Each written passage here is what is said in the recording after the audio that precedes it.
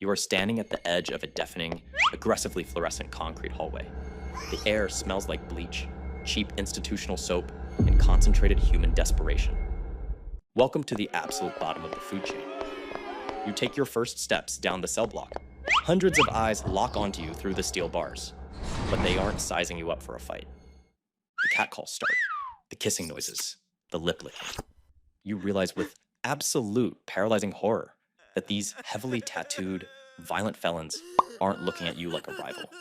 They are looking at you like a walking, breathing piece of prime rib at a maximum security starvation camp.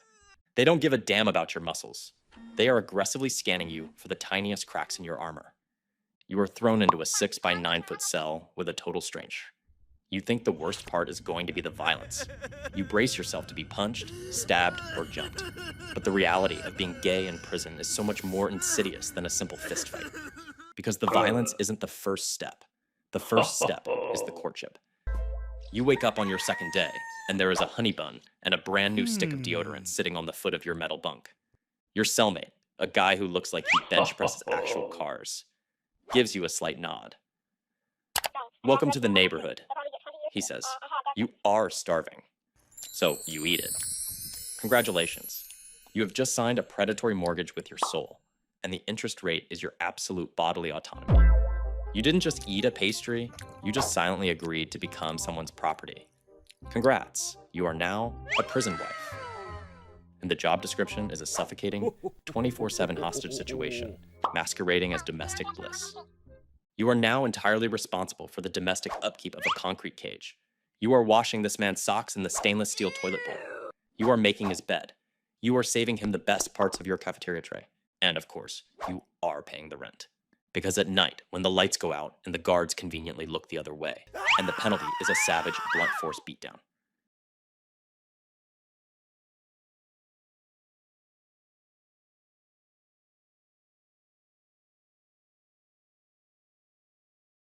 Situation so uniquely horrifying. You actually need him. Because being claimed by one terrifying, violent man is the only thing stopping you from being preyed upon by 200 other terrifying, violent men. Your husband is your abuser, but he is also your only security system. When you walk out onto the recreation yard, you have to walk slightly behind him. You have to hold his pocket. To the rest of the prison, that submissive posture is a warning label. It tells the other wolves, this one belongs to me. Do not touch. You are living in a twisted Stockholm Syndrome reality where you have to actively cater to your captor just to ensure you don't get thrown to the rest of the pack. You swallow your pride, you dissociate from your body, and you play the role. You think, okay, I can survive this. I just have to keep my head down and serve my time. Wrong. Because you are forgetting the golden rule of the prison economy. Property can be traded, and you are property. Imagine sitting in your cell, finally getting used to the suffocating routine, when your husband comes back from a high-stakes game of spades in the day room. He looks at you. He looks at his empty pockets. He looks at the guy standing behind him. He lost the game, and he didn't have any stamps or cigarettes left to bet. So he bet you. Your entire reality shatters in an instant. You are a human poker chip. You are a biological gift card that just got handed over to settle a gambling debt. You don't get to pack your bags. You don't get to call HR to complain about a hostile work environment. You simply pick up your rolled up mattress and walk down the hall to your brand new owner. And the new guy might not like his socks washed the same way. The new guy might be meaner. The new guy might have a much, much darker imagination when the lights go out. You are violently stripped of any remaining illusion of agency. You are passed around like a library book in a facility where nobody knows how to read.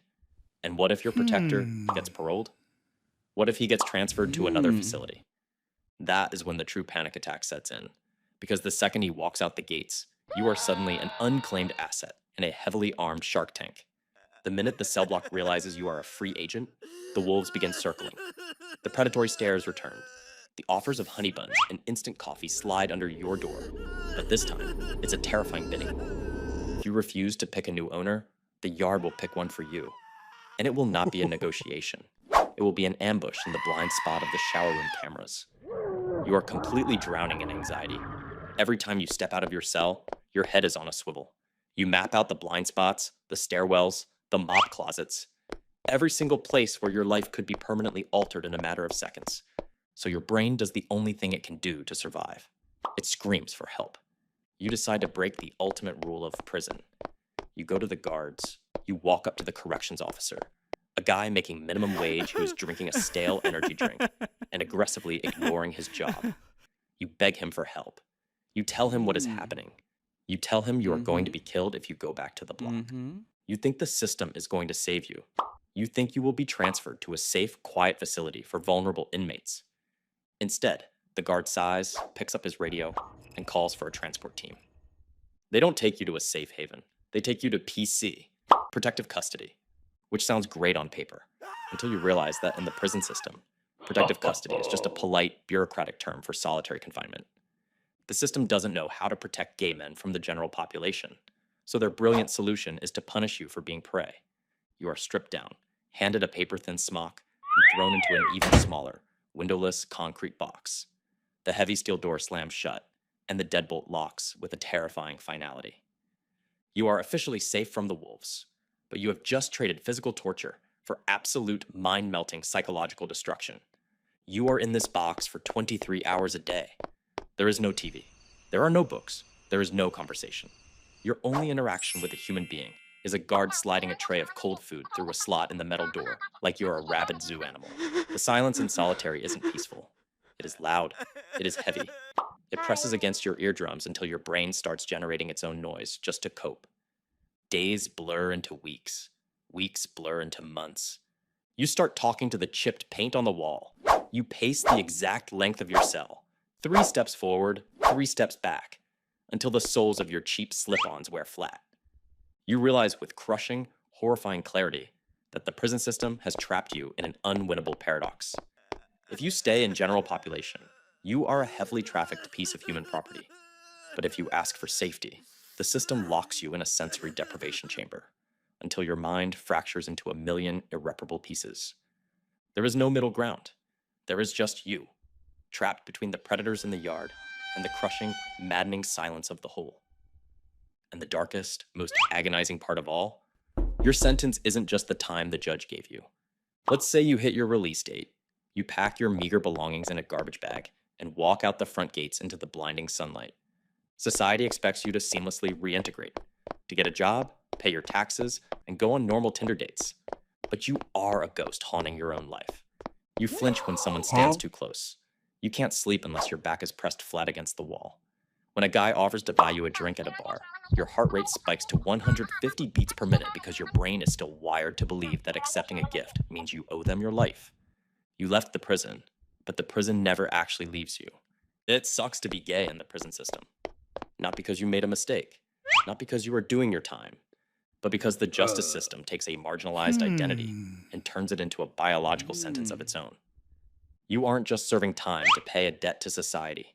You are serving as currency, collateral, and property in a shadow economy that actively feasts on your vulnerability. You endure the absolute worst of human nature, trapped in a concrete cage. But deep down, you know the ultimate devastating truth. You might walk out the gates one day, but the version of you that walked in was murdered the second that cell door slammed shut.